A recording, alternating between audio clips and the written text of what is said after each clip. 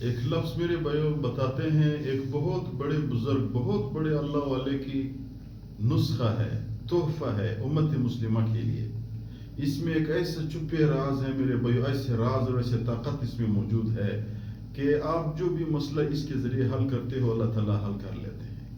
ایسے دو الفاظ ہے، وہ کون سے دو الفاظ ہیں، یعنی اس میں کیا راز موجود ہے؟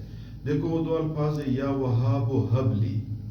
جو بھی بندہ اس دو لفظوں کے ذکر کرنا شروع کر دیتا ہے، اپنے آپ کو اس کے عامل بنائے، تو انشاءاللہ تعالی جس مقصد اور جس حاجت کے لیے اس کو کر لیتے ہیں، مجموعہ وظائف کتاب ہے اس میں لکھا ہوا ہے کہ جو بھی بندہ یا وہاب و حبلی کے عامل بن جائے، اگر بیمار ہے بیماری کے لیے شروع کرے ٹھیک ہو جائے گا، قرض دار ہے قرض ختم ہو جائے گا، دشمن کی دشمنی سے محفوظ ہو جائے گا، گھر میں برکتیں آ جائیں گے، اولاد نافرمان ہے تو اس کے اولاد بھی فرما بردار ہو جائیں گے۔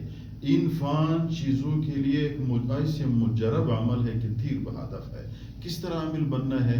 تو آپ نے اس طرح کرنا ہے، صبح سورج طلوع ہونے سے پہلے ایک دفعہ درود شریف پڑھے، 11 دفعہ یا وہاب و حبلی پڑھ لے، پھر آخر میں ایک دفعہ درود شریف پڑھ لے، پھر شام کو سورج غروب ہونے سے پہلے ایک دفعہ درود شریف پڑھ لے، پھر 11 دفعہ یا وہاب و حبلی پڑھ لے، پھر آخر میں درود شریف پڑھ لے۔ یہ عمل اپنی زندگی کا معمول بنائے۔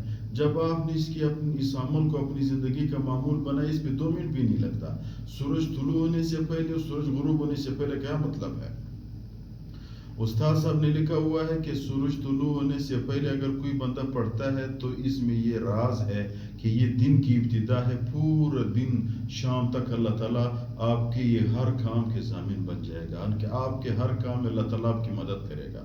اور سورج غروب ہونے سے پہلے یہ شام کی ابتدا ہے، یہ رات کی ابتدا ہے۔ ادھر اگر کوئی بندہ پڑھ لیتا ہے تو مطلب یہ ہے کہ صبح تک اللہ تعالیٰ آپ کے ہر کام میں آپ کی حفاظت کرے گا، آپ کی مدد کرے گا، آپ کو اکیلا نہیں چھوڑے گا۔ تو صرف اور صرف انہیں 2 منٹ لگتے ہیں، سورج طلوع ہونے سے پہلے یا وہاب و حبلی، سورج غروب ہونے سے پہلے یا وہاب و حبلی۔ مطلب کیا ہے یا وہاب و حبلی؟